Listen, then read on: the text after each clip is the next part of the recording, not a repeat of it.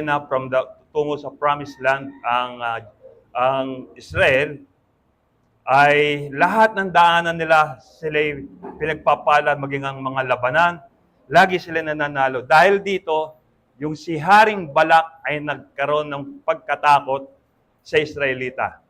At meron siyang pinuntahan niya ang isang propeta, si Balaam, upang sumpain dahil daraan sa kanyang nasasakupan ang Israelita. Sabi, sumpain mo lang ang mga Israelitang ito, kahit kalahati ng aking kayamanan ipagkakaloob ko sa iyo. Alam niyo po, sabi ni Balaam, sasabihin ko lang kung ano ang pinapasabi ng Diyos sa akin. Yun po, no? At mamaya po, tutunghayan din po natin yung ginawa ng Diyos din para sa Kanya. Gayon din po ang aking layunin sa oras na to. Sa bawat isa sa atin na makakarinig, kung ano lang po ang pinapasabi ng Diyos sa akin, yun lamang po ang aking sasabihin. At tayo po ngayon ay naroon sa God's will. Every created things, small man or big things man yan, visible or invisible, was created by God according to His will. Amen. Amen po ba ron? Ulitin ko lang. Every created things, lahat ng nilikha, maliit man o malaki, nakikita man o hindi, basta nag-e-exist, lahat ng yun ay nilikha ng Diyos ayon sa dakilang kalooban niya. Amen po ba? Yun. Talagang lahat ng bagay, and even your katabi mo, tingnan mo yung katabi mo, nilikha ng Diyos yan according to His will. Dahil ang ating pong title ngayon is The Revealed God's Will. The Revealed, ang inihayag na kalooban ng Diyos. Ang kalooban ng Diyos ay lagi niyang inihahayag. Minsan, hindi nga lamang tayo nagiging sensitibo sa pagtugon sa kanyang kapahayagan, pero merong visually, makikita natin yung mga creation niya. Minsan makikita natin, no, yung creation niya. Kahit yung damo, even yung figure, talagang pati kahit yung mga daon or even yung small things ng mga langgam, makikita natin gumagalaw sila, napakaliliit. Makikita natin yung talagang yung pagiging artistic talaga ng Diyos sa pagka-create niya. Bagay na hindi natin kayang ihambing kahit sino ang pagiging artistic ng Diyos sa atin. Ngayon, dahil po tayo ay nandun sa kalooban ng Diyos, maaari ko po ba kayong hilinging tumayo at atin pong magbigay pugay sa kabanalan ng salita ng Diyos na ipapahayag sa sulat ni Apostol Pablo sa mga taga-Epeso, Kabanata 1, talata 11. Ayan, praise the Lord. Sabay-sabay po natin bigkasin. Epeso, Kabanata 1, talata 11. Ginagawa ng Diyos ang lahat ng bagay ayon sa plano niya at kalooban. At ayon nga sa plano niya, noong pang-una, pinili niya kami para maging Kanya sa pamamagitan ng pakikipagkaisa kay Kristo. Ang Diyos po ang magpapala sa mayabang niyang salita. Sandali po tayo yumuko at manalangin. Panginoong Diyos, kami nagpapasalamat sa iyo sa napakalaking pribilehiyong ito na papakinggan namin ng iyong dakilang kalooban sa aming mga buhay. Batid po namin sa aming pong limitadong kaisipan, Panginoon, na may hangganan na kaalaman, O Lord God, ay hindi po talaga namin kayang arukin ang lawak ng iyong dakilang kalooban. Subalit, salamat sa Espiritu Santo na siyang nakababatid ng iyong kaisipan, na siya rin namang ipinababatid din naman sa amin. O Lord God, napakalaking pribilehiyo po ito para sa amin na malaman ang iyong dakilang kalooban sa amin. At nalangin ko po, matupad namin ang kalooban mo sa amin, O Diyos. Salamat po. Ito po ang amin nagkakaisang panalangin sa pangalan po ni Jesus. And everybody say, Amen. Sabi po natin kanina that every created things, big or small, visible or invisible, was created by God according to His will.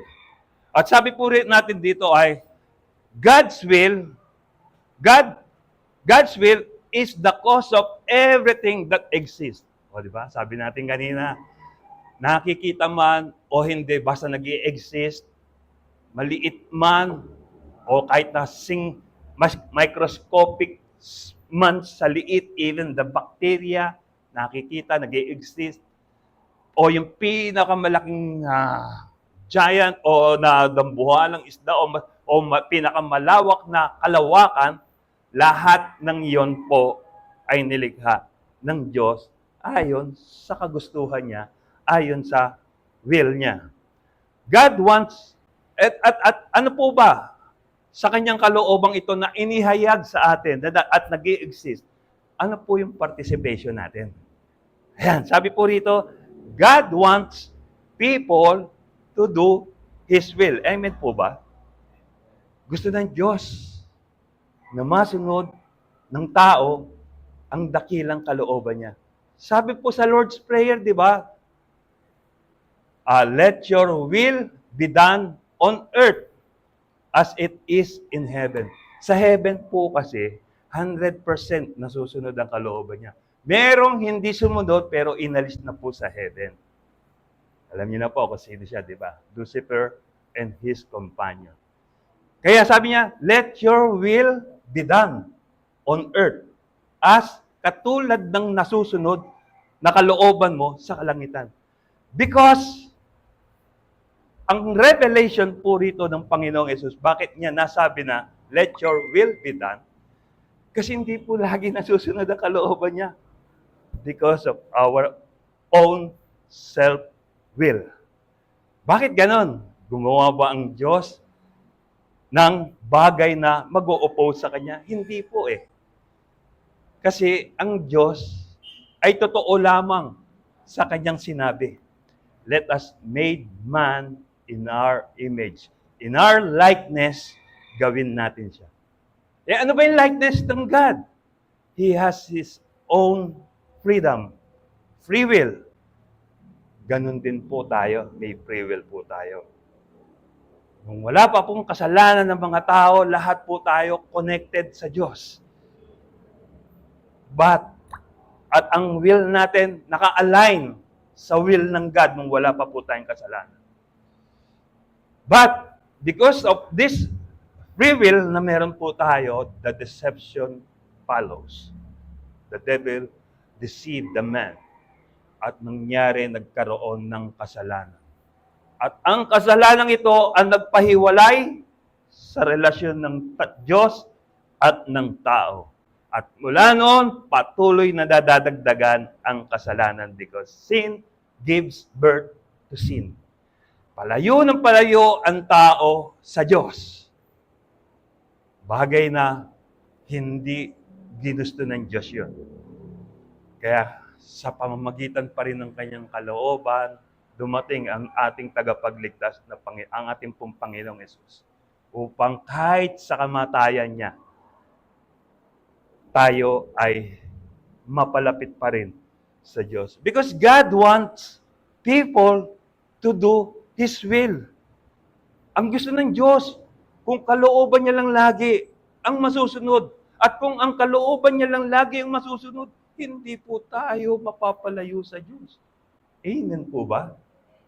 But sometimes, etong will na to, yung free will natin, ay ang siyang ginagamit at tinitira ng kaaway sa atin upang gumawa tayo ng mga bagay against the will of God.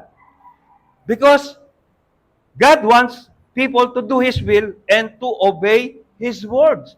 Sabi nga po sa 1 Samuel chapter 15 verse 22 ni Samuel kay Haring Saul, sabi niya, but Samuel replied, does the Lord delight in burnt offerings and sacrifices as much as in obeying the Lord? Ito pinakamatindi. to obey is better than sacrifice. And to heed is better than the fat of rams. Ang ibig sabihin po nito, mas higit na kinalulugdan ng Diyos yung taong sumusunod sa kalooban niya kahit na mag-alay ka pa ng napaka-laking halaga. Ngunit wala naman ang pagsunod, baliwala po sa Diyos yun. Because God searches the heart of every people. Sa puso siya nakatingin eh. Higit ang pagsunod sa kalooban ng Diyos kaysa sa mga handog. Sa ating pong teksto, there are two important things na ating pong pagbubulayan. Una, sabi, ginagawa ng Diyos ang lahat ng bagay ayon sa plano niya at kalooban. Sino ba ang makapagdidikta sa Diyos? Sasabihin mo, Panginoong Diyos, ito po gusto kong gawin mo. Wala po eh. Meron po ba? Meron makapagdidikta sa kalooban ng Diyos?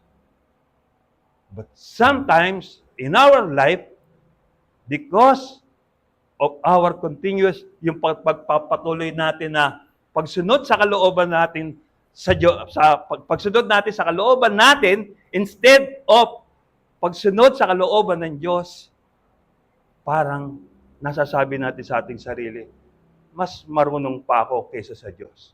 Pero bagay na hindi dapat. Pangalawa po, important things na dapat po nating matunghayan sa ating konteksto, ayon sa plano niya, noon pang una, pinili niya kami para maging kanya sa pamamagitan ng pakikipagkaisa kay Kristo. Ang sumulat po nito si Apostol Pablo.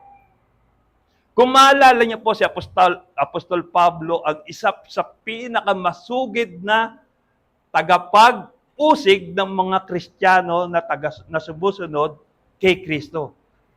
To the point of death, gusto niya malipol lahat ang mga sumusunod kay Kristo. Sipin niyo, no? Talagang kahit na ipapatay niya lahat ng tao, parang masasabi natin wala nang awa itong si Apostol Pablo bago siya magkaroon ng conversion. But because of God's plan to him, yung pagiging murderer niya o yung pagiging persecutor niya, napalitan po ng pagiging tagapag-akay ng kaluluwa patungkol kay Kristo. Si Apostol Pablo po ay isang apostol at isa sa mga tinawag din ng Panginoong Hesus. Siya po, bago pa man naging apostol, ay nakapag-aral na po siya. Kaya po, masasabi po natin mga kapatid, ang mga alagad, mga apostol ng ating Panginoong Hesus, ay nakapag-aral po sila. 3 taon at ang teacher po nila, si Jesus. Napakadakilang teacher pa. Di ba? Kaya hindi po natin pwede sabihin, baka po makatapat po tayo ng mga marurunong dyan. Na ang mga alagad, ng mga apostol, ay nakapag-aral po. Lahat sila ay nakapag-aral. Kaya, yun ay ayon sa plano niya, noon pa mang una. Pinili niya kami para maging kanya. Yun po ang sabi ng Apostol Pablo. Two important things, sinulit ko lang, ginagawa ng Diyos ang lahat ng bagay ayon sa kanyang dakilang kalooban. Pangalawa, ayon sa plano niya, noon pa man, pinili niya na tayo. Sige nga po, tingnan niyo po yung inyong katabi, pinili po yan ng Diyos. Ngayon, ito po ang aking hamon sa atin. Nakikinig pa ba tayo sa sinasabi ng Diyos sa atin? Inaalam pa ba natin ang kalooban niya sa atin? Ano ba ang priority nating masunod? Kalooban ba ng Diyos o kalooban natin? Alam niyo po, kasi wala na po rito yung mga matatagal na ano po. Alam niyo po ba that the Jesus, the Blessed king established with the purpose of. Natayo po itong Jesus the Blessed King sa isang layunin. And that aim or that purpose is to do the will of God instead of the personal will of men. Yun po. Alam po yan ni Pastora. Kahit pasensya na po kayo, 2 na lang kami natira. 4 po kami. Pero ito po, ang pinaka-purpose kung bakit na-establish ang Jesus the Blessed King. To the purpose of to do the will of God instead of the personal will of men. Ito po, sasabihin ko naman sa inyo. Paano naman? How God makes His will known. Ayan. Paano naman natin malalaman ang kalooban ng Diyos? Ito po'y inihahayag niya sa pangunahing 4 na kaparaanan at marami pa po siyang kaparaanan na naisip niya kung nais niya. Pero ito po yung revealed sa atin kung paano po natin malalaman ang kalooban ng Diyos. Una po, through His Word. Nagbabasa pa po ba tayo ng Bible? Yan po, kung tayo po ay nagbabasa ng Bible, malalaman po natin kung ano ang kalooban ng Diyos. Because God makes His will known through the Bible as we stop and studied it. At po sabi niya 1:8 of Joshua, meditate my word day and night. Hindi lamang po kung kailan lang natin masumpungan. Kaya mahalaga po, itinuturo lagi. Meron tayong quiet time in the morning, devotion in the morning. Ano pang gagawin natin sa devotion? Titingnan lang po ba natin? Di po kinakailangan basahin natin at bulay-bulay. Lord, what is your message sa akin sa araw pong ito? In regards of this passage na pinabasa mo po sa akin. Be sensitive. So, una sabi niya, God make His will known through the Bible, through His Word. Pangalawa, through circumstances. Yung mga pangyayari. Inihahayag na Diyos ang kanyang kalooban sa pamamagitan ng pangyayari. Bakit ba nagkakaroon ng malalakas na bagyo? Bakit ba nagkakaroon ng malakas na pagputok ng bulkan? Bakit nagkakaroon ng malalakas na lindol na nagpapayanig sa mga nagtatayugang mga gusali? Kung magiging sensitive po tayo, may mga babala na ang Panginoon dito. Bakit naglalaban na mga bansa sa mga bansa? It is a prophetic. Sinabi ng Lord ito sa atin. Nagbigay siya ng mga tanda ng kanyang muling pagbabalik.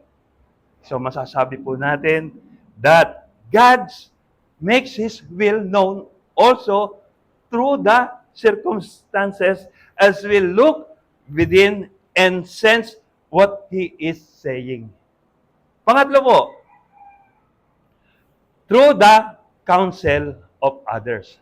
Sa pamamagitan ng fellowship, sa pamamagitan minsan ng mga kapatiran natin, sa pamamagitan minsan ng social media na nakikinig ka ng mga message from the Bible, or even yung mga wall na nagsasabi ng mga encouragement sa buhay. Hindi po aksidente yung kung nabasa niyo yun. Hindi po aksidente kung binigkas ng iyong kapatid na ganitong pinapasabi ng Panginoon sa iyo. Hindi po aksidente yun because meron pong amount na kalooban ng Diyos kung bakit nasabi niya po sa atin to. Alam niyo po, madalas ko na rin po itong kung tayo po nagiging sensitibo lamang sa pangungusap ng Panginoon sa atin. Even unbeliever, nagagamit din po ng Diyos sometimes to encourage us para lalo po tayo mapalapit sa Diyos. Because He even used the donkey. Kung naalala niyo po, nasabi ko po sa inyo kanina, alam niyo po, si Balaam ay meron po siyang donkey. At ipinipilit ni Balaam nung siya ay nakasakay doon sa donkey, yung direksyong gusto niya, pero ayaw ng donkey. At hinahampas niya to hanggang ginawa ng Diyos. Pinagsalita niya yung donkey. Bakit mo ba ako pinapalo? Sabi. Hindi siya nagsalit. Even the donkey spoke to Him? Kayang gawin ng Diyos yan eh. Amen po ba? Kayang gawin ng Diyos. Walang imposible sa Diyos. Kahit donkey, kahit hayop, pwede niyang gawin para magsabi sa iyo at ipaalam sa iyo kung ano ang kalooban niya. Kaya pala, ayaw sumunod ng donkey sa direksyong gusto ni Balaam dahil ang tutunguhin ni Balaam, merong anghel na may nag-aapoy na espada na ikamamatay niya. Inilalayo lamang po pala siya sa kapahamakan. Bakit mo ba ako pinapalo? Sabi ng donkey. Hindi ka sumusunod sa akin eh. Sabi ng donkey, pinakita ng Diyos. Kaya pala, hindi sumusunod yung donkey, merong anghel na may hawak na espadang naglilip, nag-aapoy, na kapag tinungo talaga ni Balaam, ikamamatay niya po. Sometimes God spoke even to the animal. Alam niyo po, hindi lamang po ako nakakaranas ng mga encouragement sa mga kapatiran, sa mga fellowship, even sa mga maliliit na estudyante, even sa maliliit na bata, nakakakuha po ako ng mga message at alam ko po, it is from God. Because it is pure and also godly. And number 4 po, no? God make His will known through dreams and vision. Sino po ba rito yung nakapanaginip na regarding sa gusto ng Diyos sa atin? How many times in my life, ako po yung nakapanaginip na rin po. Alam niyo po, God sometimes speaks through dreams. Alam niyo naman po, visible. Kay Joseph the Dreamer, kay Daniel, and yung vision naman, kay Daniel, and also kay John the Beloved. Kinailangan pang ipatapon siya sa Patmos para doon ipahayag ng Diyos ang mga vision niya. Ano ba yung vision? Yung vision, hindi ka natutulog pero may nakikita ka. May nakikita ka para sa widescreen pero hindi talaga visible yung widescreen. Pero nakikita mo yung pinapakita na yun. Paano na ilarawan ni John the Beloved yung mga kabayo? Nakita niya sa kanyang vision eh. Kaya sometimes God spoke through dreams and vision. How many times in my life, pero ini-ignore ko lamang po, nang Diyos ay nagparamdam na rin po o nangusap na rin po sa akin sa panaginip. Hindi ko na po ilalaborate sa inyo sapagkat napakarami po. Kung gusto niyo po, tanungin sa akin mamaya, isi-share ko po sa inyo lahat. Sabi po sa Jeremiah o Jeremias, Kabanata 1, Talata 5, ito po yung pagkakatawag, sinabi ng Diyos mismo kay Jeremias. Sabi niya, Jeremias, bago kita nilalang sa tiyan ng iyong ina, pinili na kita. At bago ka isinilang, hinirang na kita. Para maging propeta sa mga bansa. Ano po ba ang magiging konsepto natin dito? Bago pa lamang po tayo lumabas dito sa mundo, nakahanda na yung plano ng Diyos sa atin. Alam niya na, itemize niya na kung ano ang mangyayari sa atin. But sometimes, hindi lang nangyayari yung gusto ng Diyos because of our personal will. Yung sarili nating kalooban. Hindi pa nalilikha ng Diyos. Hindi pa nalilikha ng Diyos tayong lahat. Kalooban na niya ang nasusunod sa atin. Whether we like it or not, God's will prevail in us. Kahit anong gawin mo, kahit anong gawing pag-iwas, o kahit anong pag-iwas ang gawin natin sa panawagan ng Diyos, kalooban pa din niya ang masusunod sa ating buhay. Amen po ba? Kahit umiwas ka ng umiwas, naalala niyo po ba si Jonas? Sabi ng Diyos, pumunta ka sa Ninive. Pero hindi siya pumunta sa Ninive, pumunta siya sa opposite side, sa Tarsis. Pero lately, ano po nasunod? Kalooban pa rin ng Diyos. Nilunok po ng buhay ng malaking isda si Jonas. para lamang sumunod sa kalooban ng Diyos. Gusto po ba natin lunukin ng dambuhalang isda bago tayo sumunod sa kalooban ng Diyos? No, amen. Masasabi ko po, ito po yung aking prinsipyo o masasabi natin paniniwala. May kani-kaniyang pagtawag ang bawat isa. Amen? Amen po ba? May iba't ibang pagkakatawag ang bawat isa sa atin. Ang pagtawag po ng Diyos sa atin, minsan biglaan, minsan pangmatagalan. Pero ang mahalaga, ang Diyos ang tumatawag. Huwag natin pangunahan ng Diyos sa gagawin niya sa atin. Dahil minsan, kapag pinangunahan natin ang Diyos sa gagawin niya sa atin, madalas we fail. Nagkakamali po tayo. Ano po bang sabi niya sa Kawikaan, Kabanata 3? Kabanata 3, talatang 5 hanggang 6. Di ba? Magtiwala ka ng buong puso sa Panginoon at huwag kang manalig sa iyong sariling karunungan. Marunong ka, okay, pero may limitasyon ang karunungan mo. Ang karunungan ng Diyos, walang hangganan.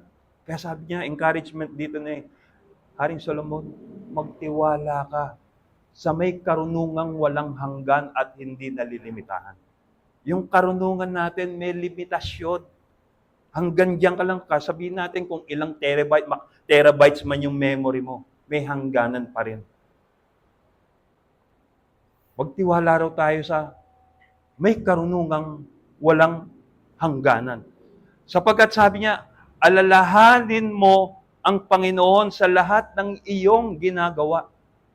Lahat ng iyong ginagawa, dapat kasama mo ang Diyos.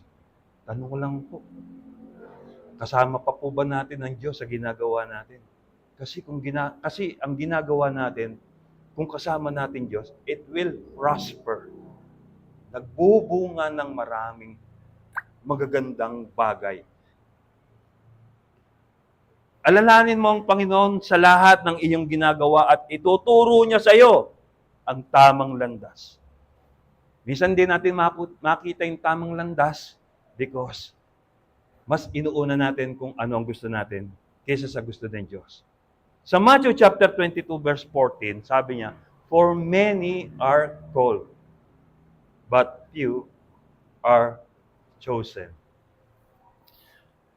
Gusto lamang po i-share sa inyo yung aking testimony patungkol po sa nung ako ay nag-aaral pa, nung elementary. Natuwa po ako nung aming graduation dahil yung graduation po namin, nakita ko yung ang daming karangal, parang sikat na sikat yung valedictorian. Di ba? Sikat na sikat siya, valedictorian. Sabi ko. Nangarap po ako na pagdating ko ng high school, gusto ko maging valedictorian. At pero dahil sa pangarap kong yun, talaga nagsikap ako ng mga ilang buwan. Pero dahil sa tawag ng pagiging kabataan, sabik sa kalayaan, naging valedictorian ako, pero sa sa kamunduhan o kamalian. So, sabi ko, hindi ko natupad dito sa high school, siguro sa college. Nagtry ako, nagsikap ako, pero dahil sa kahirapan na naging hadlang sa aking mga kinakailangan sa pag-aaral, naging average lang po ako na mag-aaral. Nakatapos po ako. So sabi ko, siguro sa mga kapatid ko na lang. Wala si Lorna. Andiyan si Lorna. Sasabihin ko yung kapatid ko, talagang bata pala, tinuturuan ko na talaga yan. Talagang ginabayan ko sila, si Roland, yung nakababata akong kapatid na 3, tinuruan ko para kahit man lang sa kanila, maging valedictorian. Pero hindi ko sila panghahawakan ng gusto dahil meron din silang sariling gusto. Kaya sabi ko siguro sa mga pamangking ko, wala rin eh. Sabi ko sa mga anak ko na lang. Ayan, anim yung mga anak ko. Wala rin po nangyari. Hanggang sa tuloy-tuloy na po ang buhay, hanggang sa tuluyan ko na nalimutan yung aking pangarap. Si Kuya Art po, si Pastor Art, ay pilit at lagi akong ina-encourage na mag-aral sa Bible school. Sabi, ano ba yan kuya? Sabi ko, lagi, araw-araw, lagi niya akong niyayaya na mag-aral sa Bible school. Sabi ko, lagi ko naman siyang tineturn down. Ang dami kong alibay, dahil ayoko eh. Pero dahil sa lagi niya ako sinasabihan ng na mag-aral, para magagamit mo rin naman yan, may share mo rin yan sa mga nasasakupan mo, yung mga kilala mo.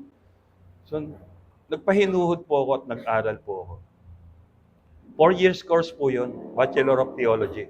Natapos ko po.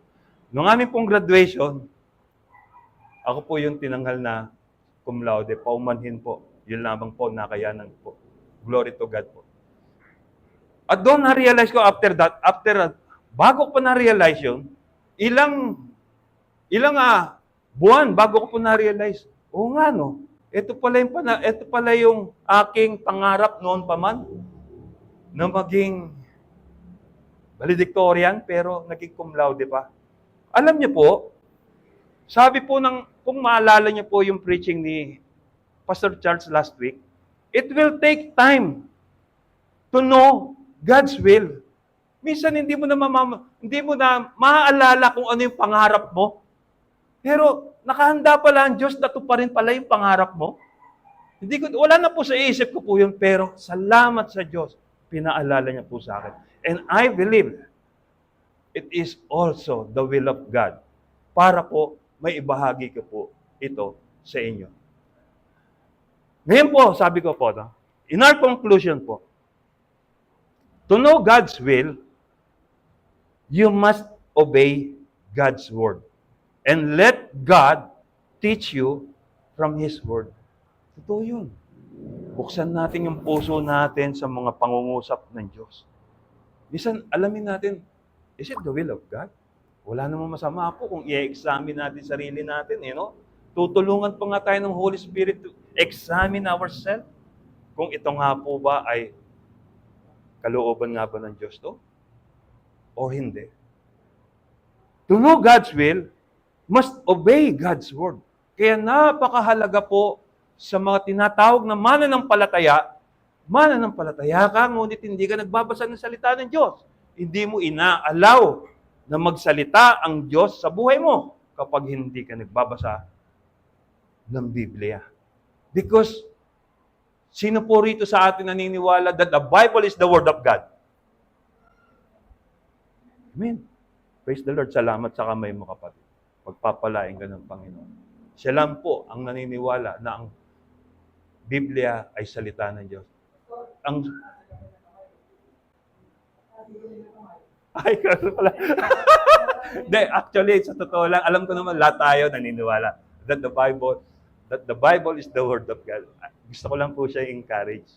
Ganun po. Okay, alam niyo, lahat po tayo naniniwala that the Bible is the Word of God. Alam ko po yan. Pero, do we allow God to speak to us? How many times in our life, in every day, binasa natin yung Bible?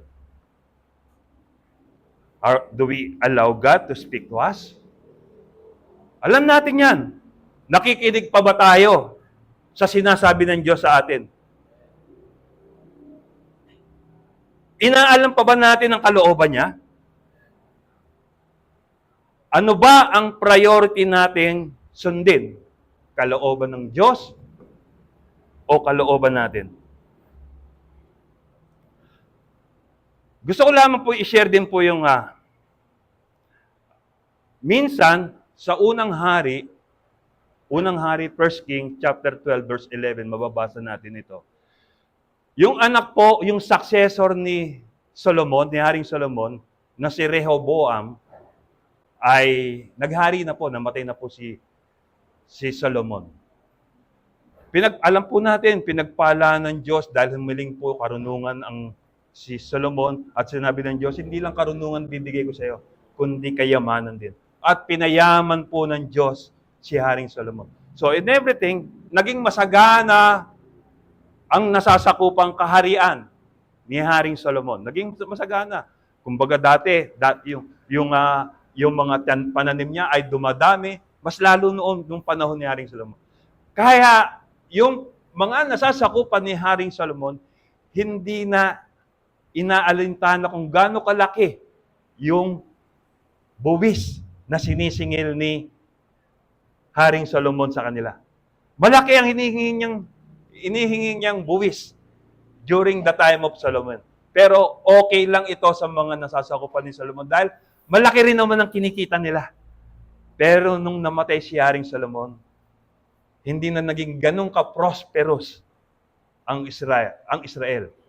Kaya naman, hindi na lumilit na ang kita ng mga nasasakupan ng nasasakupan ni Rehoboam during that time. At dahil doon, naging mabigat na sa kanila yung buwis na ipinataw noon sa kanila ni Haring Solomon. At kaya nagpunta sila kay Haring Rehoboam upang makipag-dialogue, makipag-bargain, na babaan yung buwis na ipinataw sa kanila.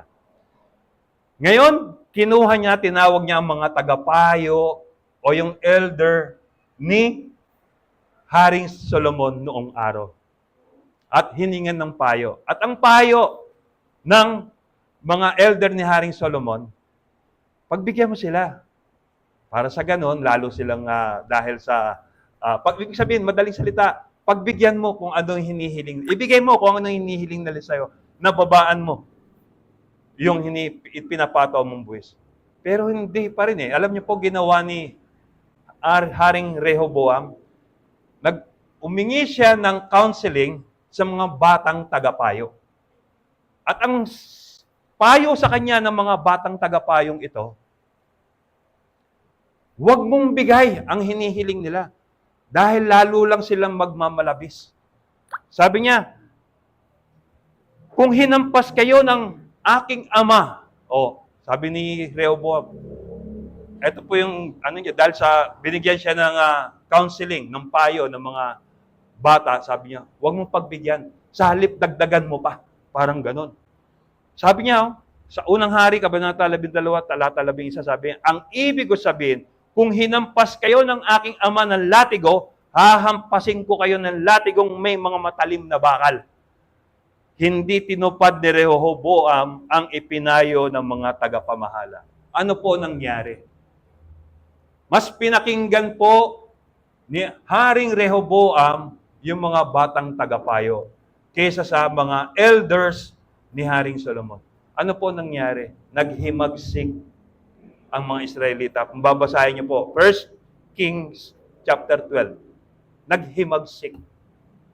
Kasi po, sinunod niya ang maling payo. Dito po, sinasabi ko sa inyo, is it the will of God na sundin ang payo ng mga elders ni Haring Solomon? Amen. Kaya po, masasabi ko po sa inyo, mag-ingat din po tayo sa pagbibigay rin natin ng payo. Dahil sa ipinapayo natin, maaaring ito ay ikabuti, praise the Lord kung ikabubuti, pero maaaring ito rin ay kababagsak ng pinapayuan natin. Mag-ingat po tayo. Sinunod niya ang payo ng kabataan at bunga noon, naghimagsik. Kumbaga dito sa atin, nagkaroon ng people's power. Ang Diyos ang susundin natin, hindi ang Diyos ang susunod sa atin. Amen po ba? Ito lamang po ang hamon ko sa atin, mga kapatid. Kung atin pong tatalakayin, ang sinasabi ng unang salmo, unang awit, yung Psalms chapter 1, verse 1, sinasabi po roon na mapalad ang mga taong hindi nakikinig sa maling payo. Mag-ingat po tayo, lahat po tayo pwedeng maging advisor. Pwede tayong lahat maging mabuting tagapayo at pwede rin po tayong maging mali. Pero kung gusto natin maging tama lagi ang ipapayo natin, magkonsulta tayo sa kalooban ng Diyos. Ang Diyos ang susundin natin, inuulit ko po, hindi ang Diyos ang susunod sa atin. Ito po ang aking pong panalangin sa buhay ng bawat isa sa atin. May the revealed God's will prevail in our life. Maaari po ba tayong lahat ay tumayo? Hallelujah.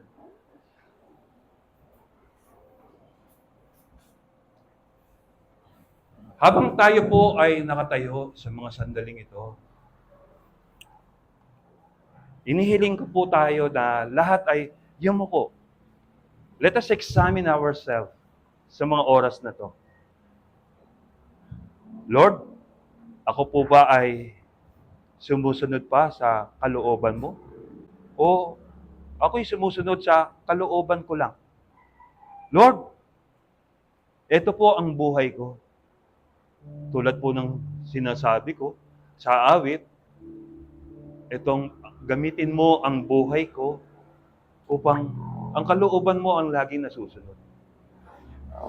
Panginoon, alam ko po na kapag sa mga sandaling ito o sa buhay ko, pilit kong sinunod ang kalooban ko instead of your will, O God, ako po'y mapapasama. Thank you, Lord, sa encouragement mo sa chapter 3, verse 5 to 6 ng Proverbs. You said in your word, trust in the Lord with all your heart and lean not on your own understanding. In all your ways, acknowledge Him, and He will make your path straight. Panginoon, alam po namin kung ipagkakatiwala namin sa inyong kamay, sa inyong dakilang kalooban, ang aming kagustuhan ng aming kalooban, Lord God, kung ipapailalim lamang namin ito sa iyong kalooban, alam po namin, kami ay mapapabuti. Hindi kami mapapasama, Panginoon. Hindi kami babagsak. Hindi kami susuko. Hindi kami madaling susuko, Panginoon, sapagkat ito'y ayon sa kalooban mo, God. Ayaw po namin lumampas sa kagustuhan mo sapagkat alam po namin, everything, God, everything that beyond your will, there is a sanction, O Lord. Mayroong kaparusahan ang bawat pag-disobey sa iyong dakilang kalooban, O God. Lord, ito po ang buhay namin. Siyasatin mo po. Nais po namin ito, Panginoon. Kung anuman ang humahadlang sa pagsunod namin sa iyong dakilang kalooban, gibain mo po ito, Panginoon. Kung ito man ay pride, O Lord God, alisin mo po ito. Panginoon, alam po namin, ito po yung magpapabagsak din sa buhay namin kung ito po'y inaalagaan namin, itong pride na Lord. Sabi po sa iyong salita, mapalad ang nagpapakumbaba sapagkat itinataas mo sila. Lord, hindi na po namin nais yung pagtaas. Ang nais po namin sa mga oras na ito, ang pagsunod sa iyong dakilang kalooban. Lord, kung kami man ay may mga tinayong mga bakod sa puso namin na humaharang sa pagtupad namin sa kalooban namin, na humaharang sa pagtupad namin sa kalooban nyo sa amin, O God. Alisin mo po itong mga barriers na to, Lord God. Hallelujah. We're praying, Lord God, manatili sa amin ang inspiration ng Holy Spirit, Lord, sapagkat alam po namin, itong Holy Spirit na to, Lord, ang maggagabay sa amin upang matupad namin, masunod namin, dakilang mong kalooban sa amin. Lord, ito po ang aming buhay. Tulad ng lagi namin inaawit, gamitin mo, Lord, para sa iyong kaluwalhatian, para sa iyong kalooban, Lord God. And even Christ Himself said, not as I will, but your will be done. And it's also our prayer today, Lord God. Let your will be done in our life. Lord, maraming po salamat. Continued, Lord God, na mangusap ka sa buhay ng bawat isa sa amin at ang buhay po namin ito ay mabigyan namin kayo ng karangalan at kapurihan sa pagtupad namin sa dakilang kalooban mo sa amin. Hindi po alam po namin, hindi po aksidente na ang mensahe mo sa amin sa buong ito ay God's will because meron ka po, Panginoon, nais ituro sa amin at nais ipaalala sa amin na kalooban mo dapat ang lagi naming inuuna. Dapat lagi naming sinusunod. Sa pangalan po ni Jesus, Panginoon, ito po ang aming nagkakaisang panalangin. And everybody say, Amen. Amen. Manatili tayo tumayo.